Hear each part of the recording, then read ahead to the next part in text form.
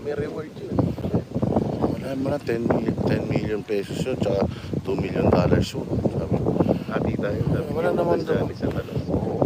Ay, wala namang pag gagamitan ng pera na yun dito.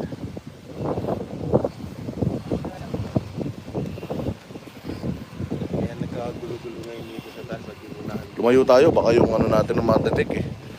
Baka madetect na wala pa akong kain.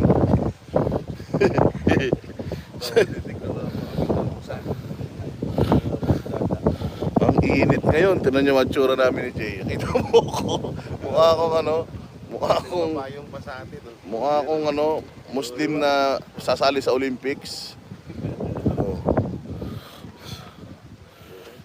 Pucha na dito.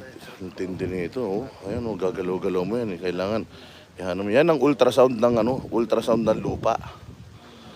Makikita mo kung may mga buntis na bulati sa ilalim. Dito pala sa park na to.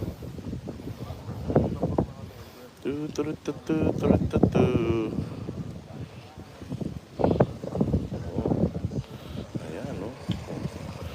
So, siya na-detect na nila dito sa may mga bandang tent.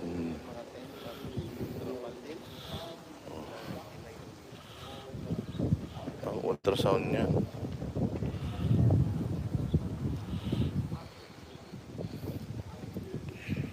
Kasi ang lalim na ng hukay nila dun sa JMC.